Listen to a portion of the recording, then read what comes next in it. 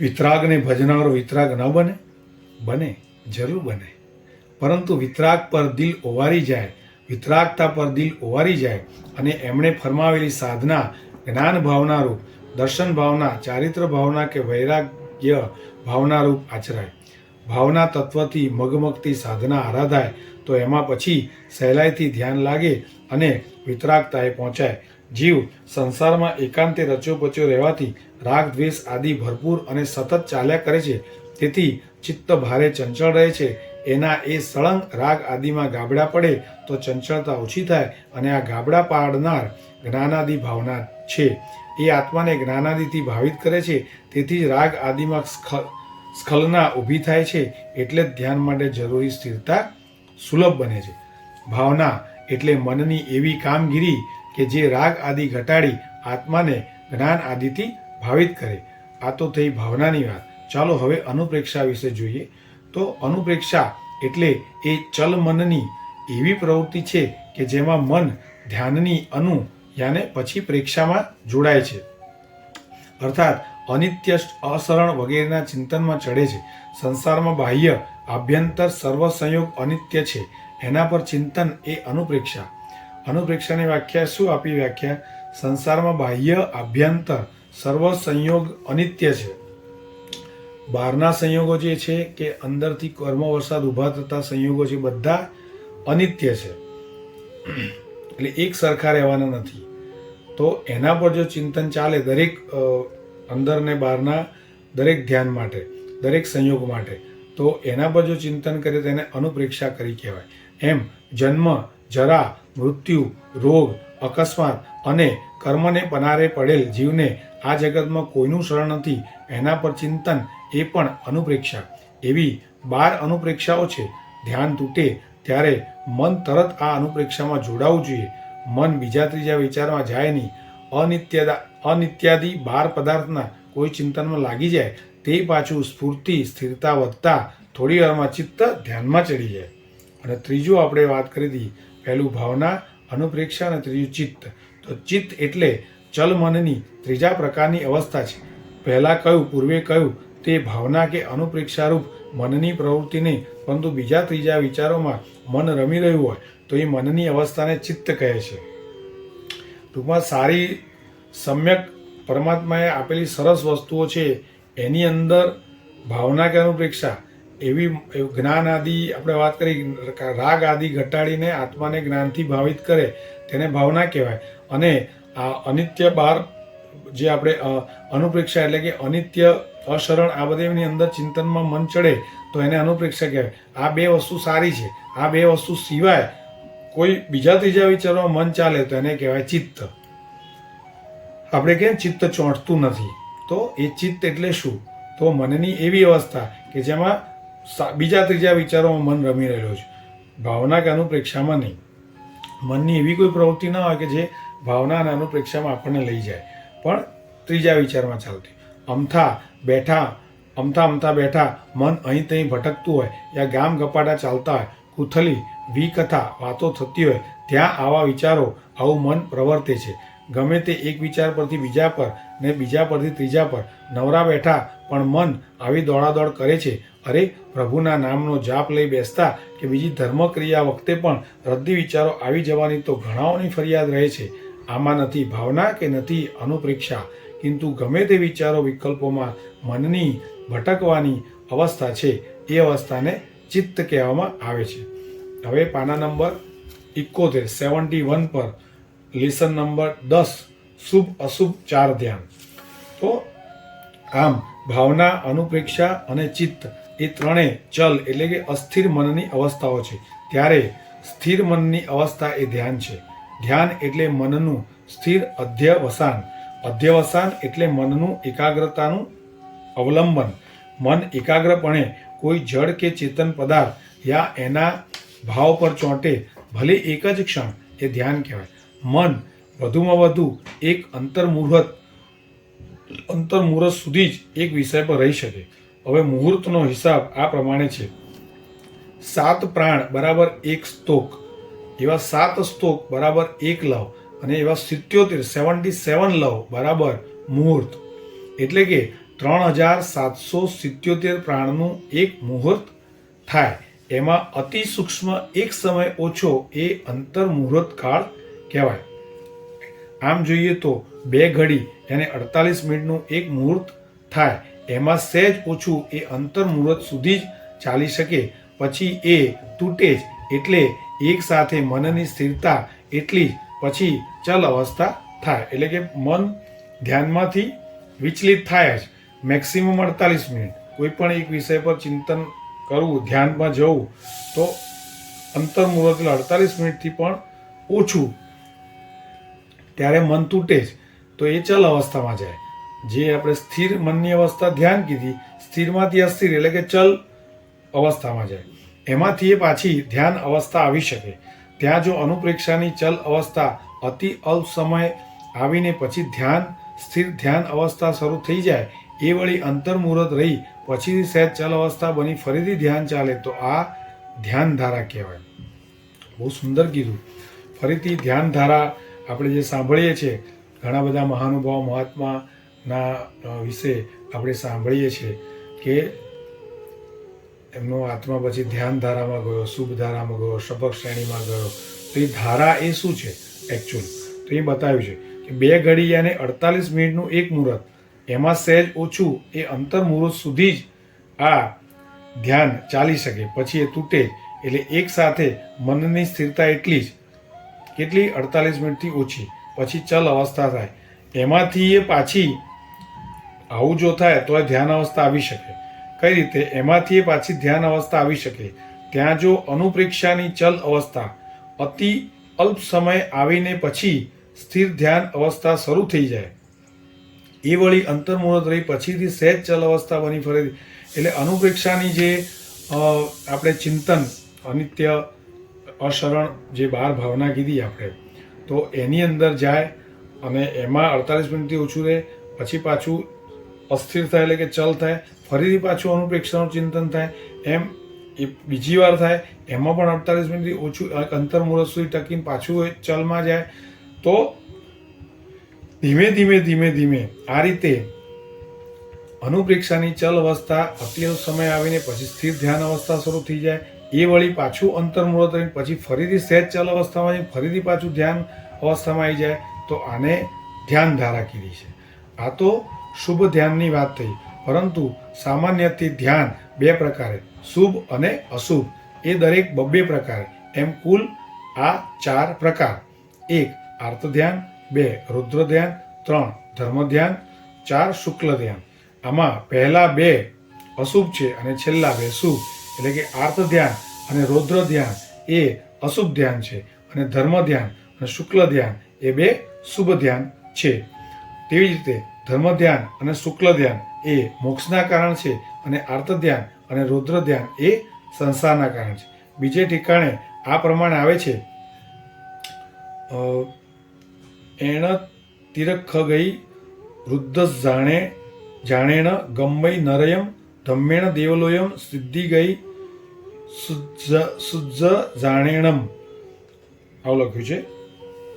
તો એનો અર્થ છે 1 આર્ત ધ્યાનથી તિર્યંજ ગતિ મળે, 2 રૌદ્ર ધ્યાનથી નરકે જવાય, 3 ધર્મ ધ્યાનથી દેવલોકમાં જવા મળે, અને શુક્લ ધ્યાનથી મોક્ષ મળે. તો આના હિસાબે પ્રશ્ન થાય છે કે ધર્મ ધ્યાનથી મોક્ષ કઈ રીતે? ધર્મ ધ્યાનથી મોક્ષ કેવી રીતે? એનો ઉત્તર એ છે કે ધર્મ ધ્યાન પરંપરાએ મોક્ષનું કારણ છે, કેમ કે એમાંથી શુક્લ ધ્યાન જન્મે છે અને એથી મોક્ષ થાય છે. આ બહુ ધ્યાનમાં રાખવા લાયક બાબત કહી. તિર્યંજ ગતિમાં લઈ જનાર આર્ત ધ્યાન છે, નરક ગતિમાં લઈ જનાર રૌદ્ર ધ્યાન છે, સ્વર્ગમાં લઈ જનાર ધર્મ ધ્યાન છે, અને મોક્ષ પમાડનાર શુક્લ ધ્યાન છે. અહીં એક પ્રશ્ન થાય, પરલોકનો ભવ આપનાર તો આયુષ્ય કર્મ છે.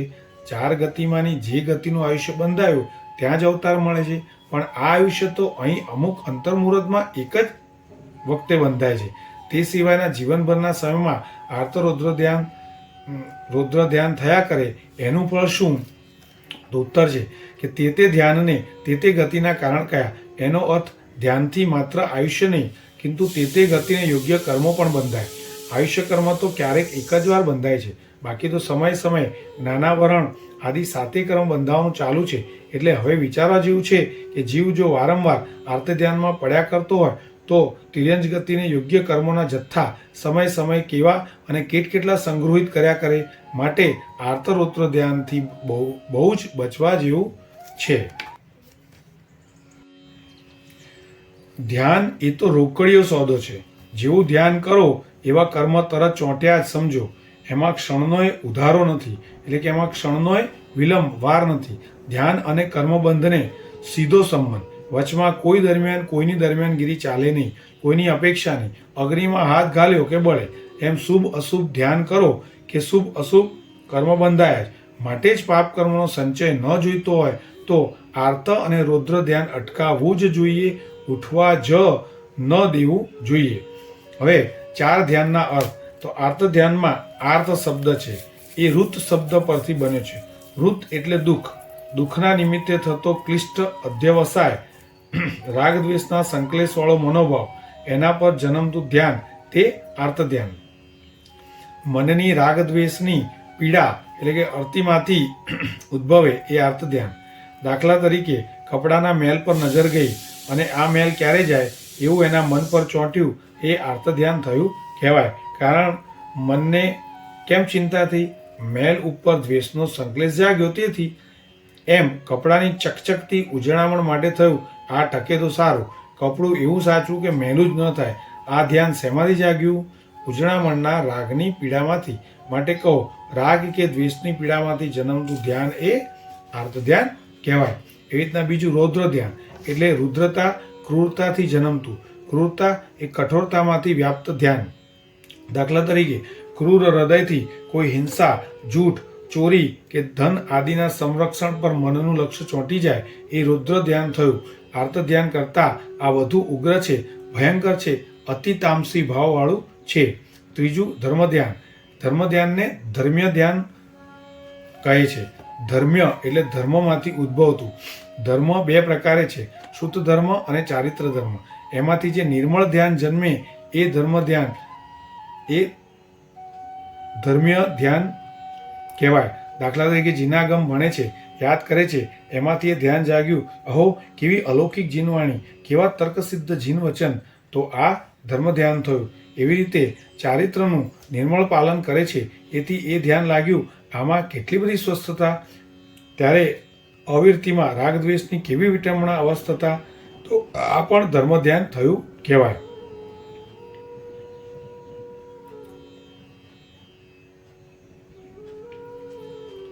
હવે ચોથું શુક્લ ધ્યાન.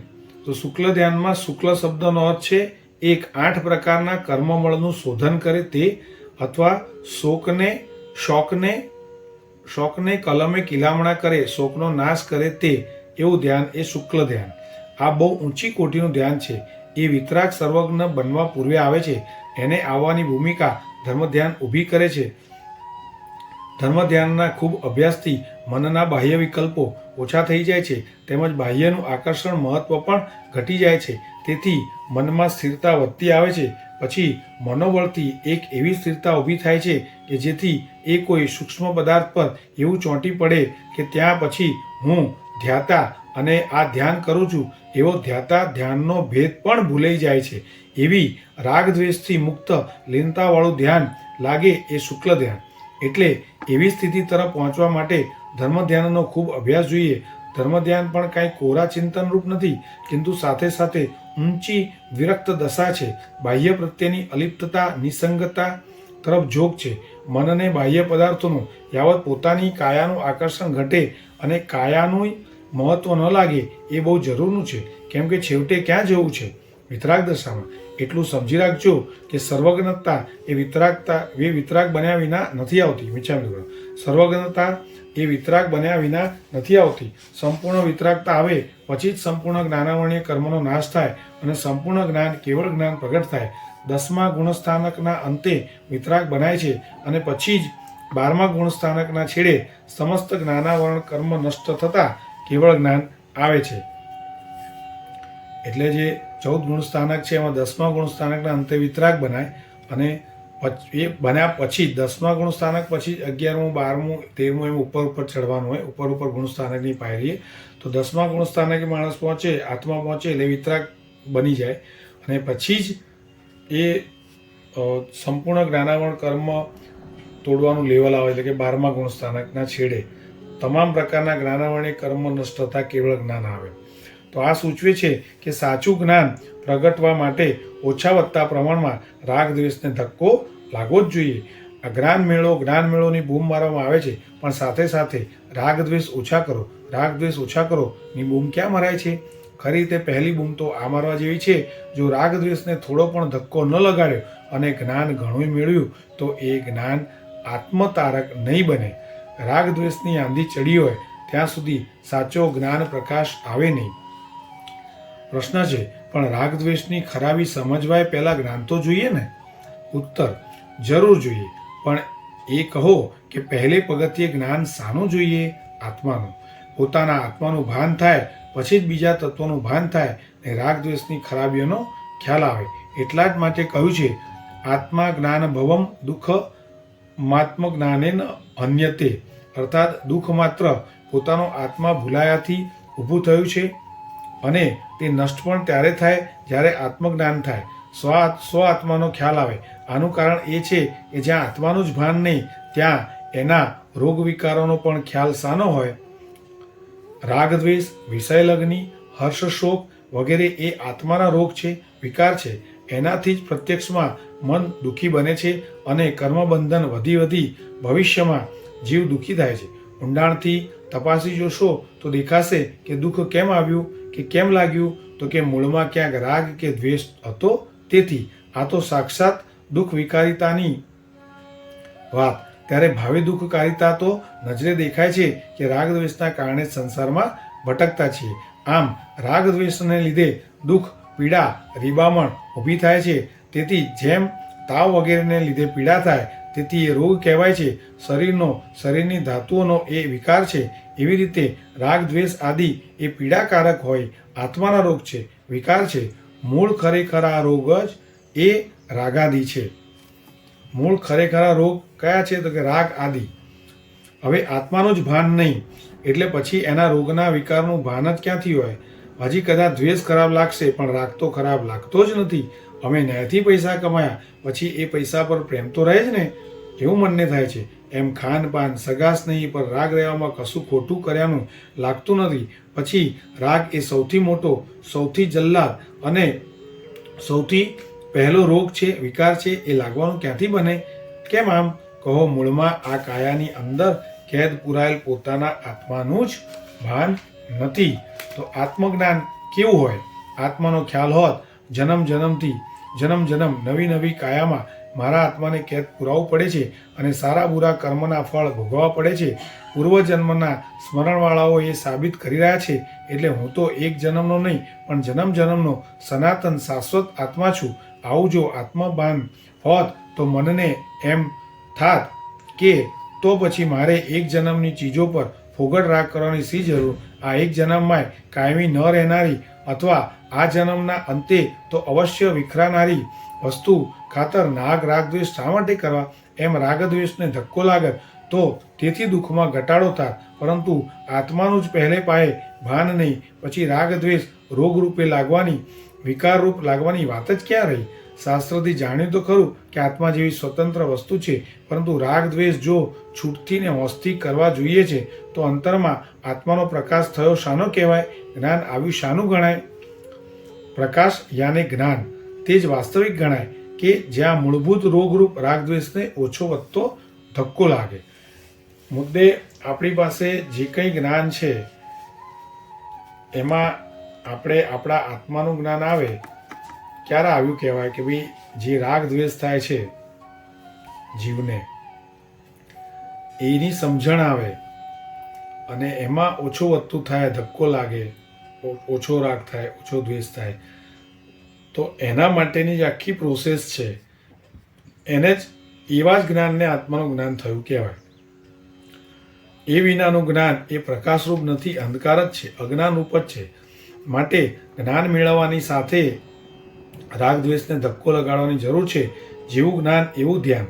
સારું શુભ ધ્યાન એ કે જેમાં રાગ દ્વેષનું જોર ઓછું હોય, બાહ્ય વસ્તુને મહત્વ ન પાય, એનું આકર્ષણ ન હોય, એ મહત્વ ન આપે તો જ એના નિમિત્તે રાગ દ્વેષ ઉછળતા રહે નહીં. એટલે ધ્યાનમાં મનનું એક વિષય પર સ્થિર કેન્દ્રીકરણ ખરું, ચોટ ખરી, પરંતુ સાથે રાગ દ્વેષ કાબૂમાં જોઈએ, એના પર નિયંત્રણ ખૂબ ખૂબ જરૂરી છે.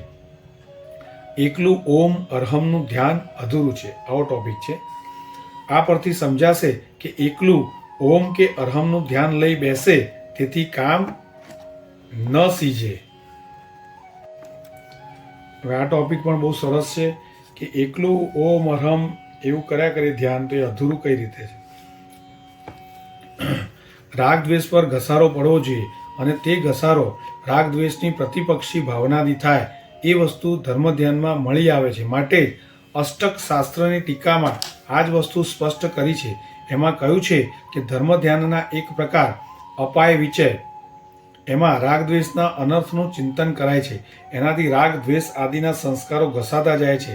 ત્યારે એકલા અરહમના ધ્યાનમાં તો એ પૂરું કર્યા પછી સુષુપ્ત રાગ આદિના સંસ્કાર જાગતા થઈ જાય છે.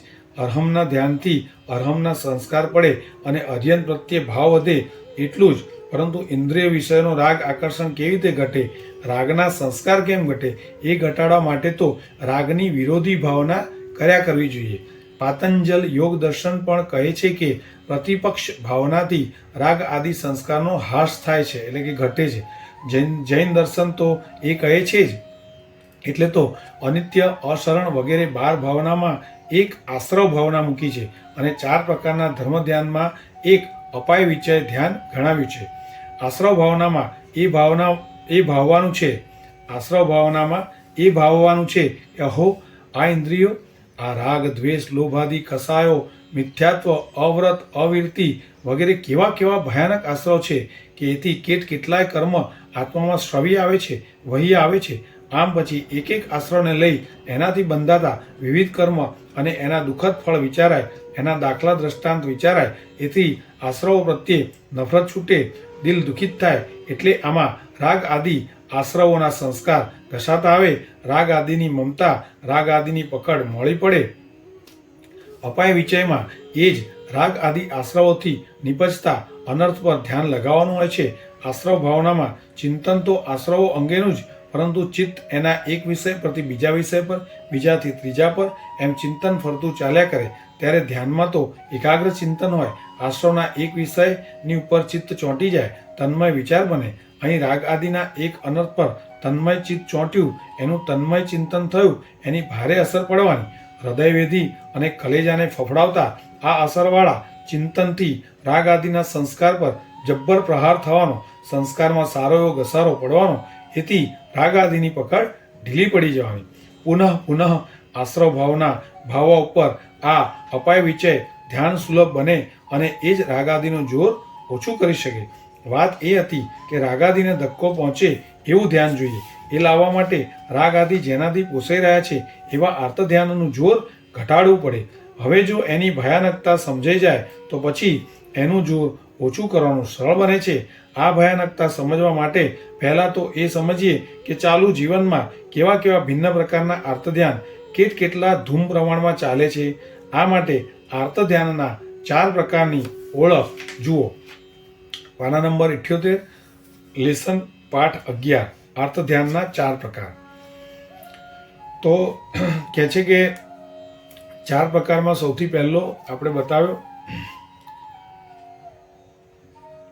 ધ્યાન શતક પ્રકરણમાં ચારેય ધ્યાનના દરેકના 4 પ્રકાર બતાવ્યા છે. એમાં આર્ત ધ્યાનના 4 પ્રકારો આ પ્રમાણે છે. 1. અનિષ્ટ વિષયના વિયોગનું કે અસંયોગનું ચિંતન. 2. વેદનાના વિયોગ કે અસંયોગનું ચિંતન. 3. ઇષ્ટ વિષયોના અવિયોગ કે સંયોગનું ચિંતન. અને 4. વૃદ્ધિ પ્રાર્થનામય નિદાન. તો અનિષ્ટ વિયોગ અને અસંયોગનું ચિંતન એના વિશે વાત કરીશું. અનિષ્ટના વિયોગ અને અસંયોગનું ચિંતન એ કેવું હોય છે? તો આ પહેલો પ્રકાર છે. અણગમતા શબ્દ, રૂપ, રસ વગેરે વિષયોના વિયોગનું યા અસંયોગનું ચિંતન. એમાં મન એવું એકતાન થઈ ચિંતવે કે આ અનિષ્ટ અણગમતો વિષય ટળે તો સારું, ન આવે તો સારું. દાખલા તરીકે ઋતુની ગરમી પડી એ અણગમતી લાગે છે, એના અંગે આ ક્યારે ઓછી થઈ જાય એ મુદ્દા પર મન કેન્દ્રિત થઈ જાય એ આર્ત ધ્યાન. આ અર્થ ધ્યાન તે વિષય પ્રત્યે અરુચિ યાને દ્વેષથી મલિન હૃદયમાં ઉઠે છે. એ દ્વેષ જ્યાં નથી ત્યાં એવું આર્ત ધ્યાન ઉઠવાને કારણ નથી. પછી ભલે વિષય અસુંદર હોય. દાખલા તરીકે આંબેલ કરનારને લુખ્ખા ભોજન પર દ્વેષ નથી તો એમ નથી થતું કે આવું લુખ્ખું ક્યાં મળ્યું, આ ટળે તો સારું. આ ઉપરથી ચાવી મળે છે કે આ આર્ત ધ્યાન રોકવું હોય તો અનિષ્ટ લાગતા એટલે ખરાબ લાગતા વિષયો પ્રત્યેની દ્વેષ અરુચિને કાઢી નાખો. કોઈ જળ વસ્તુ કે કોઈ વ્યક્તિ આપણને ના ગમતું એના માટે આપણે જે દ્વેષ છે એ દ્વેષ કાઢી નાખવાનો. એને એ આવું કરે છે એટલે મને નથી ગમતું, અરુચિ થાય, અભાવ થાય એવું નહીં રાખવાનું.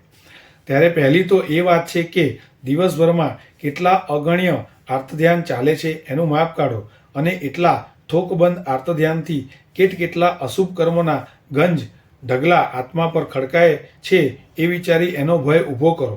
પછી એને અટકાવવા કે ઓછા કરવાનું મન થશે અને આ ચાવી લગાડાશે. તો બોલો આવું આર્તધ્યાન ક્યાં ક્યાં થાય છે? તો એ આવું અર્થધ્યાન જે છે એ ક્યાં ક્યાં થાય છે? 3: ભૂતકાળ સંબંધી અર્થધ્યાન, ભવિષ્ય સંબંધી અર્થધ્યાન અને વર્તમાન અંગેનું અર્થધ્યાન. તો ભૂતકાળ સંબંધી અર્થધ્યાન જુઓ, આ અર્થધ્યાનમાં ત્રણેય કાળનો સમાવેશ છે. એટલે ભૂતકાળમાં આવેલા કોઈ અણગમતા વિષયને લઈને પણ એમ થાય કે પેલું સાધન બહુ ખરાબ આવેલું, એણે કેટલી બધી હેરાનગતિ આપેલી, ઠીક થયું કે ટળ્યું. મન જો આમ એકાગ્ર વિચારમાં સ્થિર થયું તો એ અનિષ્ટ ખરાબ વિયોગાનુબંધી અર્થધ્યાન થયું. બીજું ભવિષ્ય સંબંધી અર્થધ્યાન. એવી રીતે ભવિષ્ય માટે પણ એવો વિચાર આવે કે આ સંભવ દેખાય છે કે આગળ ઉપર આવું અનિષ્ટ આવવાનું, તો પછી એ કેમ ટળશે? એ વિચારમાં મન ક્ષણવાર પણ ચોંટી જાય તોય એ અનિષ્ટ વિયોગનું અર્થધ્યાન છે. એમ ભૂતકાળ સંબંધમાં એવો તન્મય વિચાર આવે કે એ વખતે આપણને એ આપત્તિ એ અનિષ્ટ આવવાનો સંભવ હતો પરંતુ ઠીક થયું, એ આપત્તિ આવી જ નહીં, અનિષ્ટ આવ્યું જ નહીં. તો મનનું આ અતીત કાળ અંગે પ્રણિધાન એ પણ અનિષ્ટ સંયોગનું અર્થધ્યાન છે. એવી જ રીતે ભવિષ્ય માટે થાય કે આગળ પણ આવી અનિષ્ટ આપદા આવવાનો સંભવ છે પરંતુ આપણી પાસે એવા સંયોગો છે, સાધન સગવડ છે કે આપણને એ નડશે નહીં. તો આ ભવિષ્ય અંગેનો એકાગ્ર વિચાર પણ અનિષ્ટ સંયોગનું અર્થધ્યાન છે.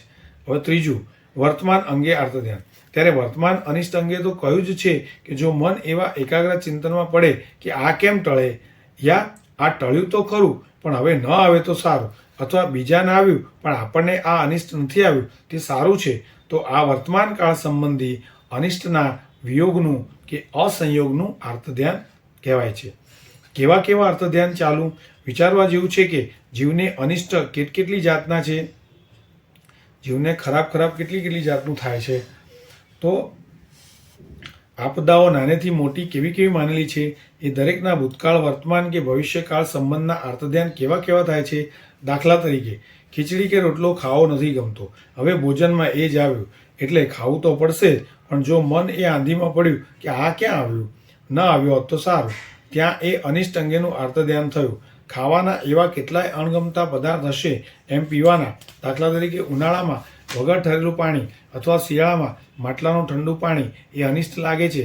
એમ પહેરવાની વાપરવાની અનિષ્ટ વસ્તુઓ, એમ ઘર, ફર્નિચર, રાચરચીલું વગેરે જે કંઈ અનિષ્ટ લાગે છે, એવો નોકર, એવી પત્ની, એવો છોકરો, એવો પાડોશી, એવા સગાસ્નેહી, એવા કરવેરા, કંટ્રોલ, વેપાર અંગેના કરવા પડતા સ્ટેટમેન્ટ, મોંઘવારી, અછત, એવી અણગમતી નોકરી, ધંધો, ભાગીદારી, દલાલી, ઘરાક, વેપારી વગેરે.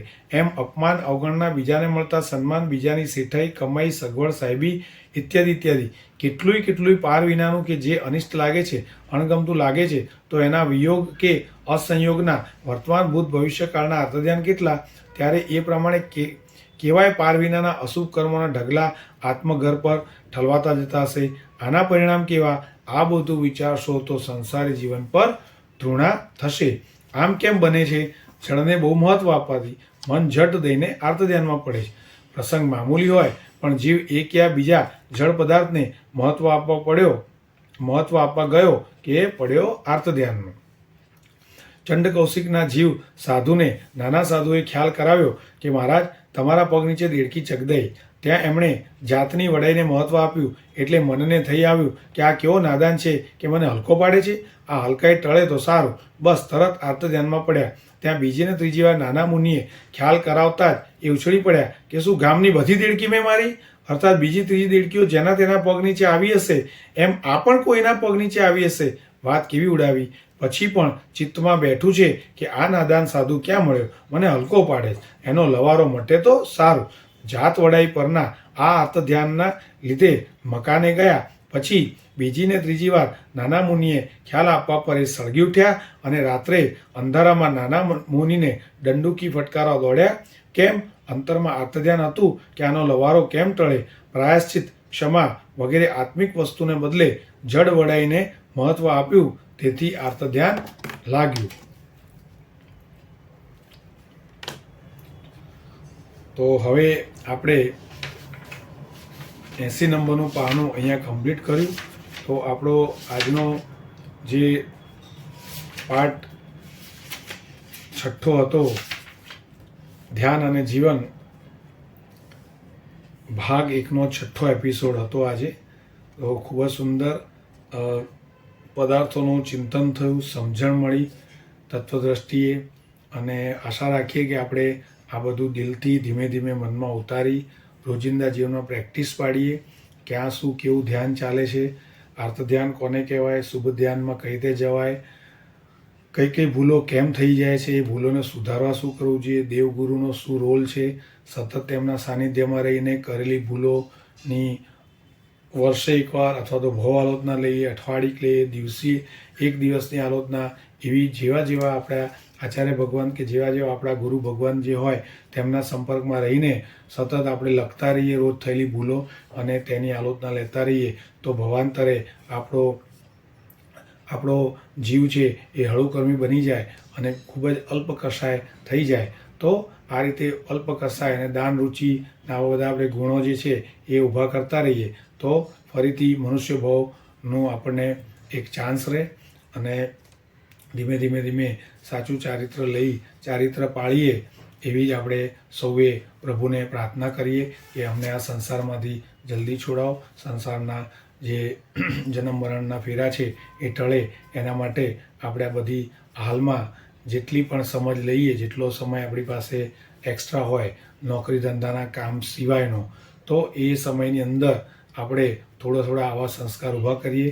રોજની એક સામાયિક કરીએ, પ્રતિક્રમણ કરીએ, આવા સ્વાધ્યાય પણ કરી શકાય અને સાંભળીએ, વાંચીએ, જોઈએ, બધું સારું જ કરીએ. સારું જોઈએ, સારું સાંભળીએ તો શુભ વિચાર ચાલે, તો શુભ વિચારથી શુભ ધ્યાન ટકી રહે અને શુભ ધ્યાનના લીધે આગળના બધા ધ્યાનનો આપણને ફાયદો મળે, સદગુણ મળે અને પરમાત્માના માર્ગમાં ચાલવાનું સરળ થઈ જાય, પરમાત્મા સુધી પહોંચવાનું સરળ થઈ જાય અને ધીમે ધીમે અર્યંતના ધ્યાને અર્યંત પણ બની જવાય તેવી આશા સાથે જિનાગ્રહ વિરુદ્ધ કંઈ પણ બોલાઈ ગયો ઉચ્ચસૂત્ર પરોપણા થયો ત્રિવિધે મિચ્છામિ દુક્કડમ. મળીએ નવા એપિસોડમાં. પ્રણામ.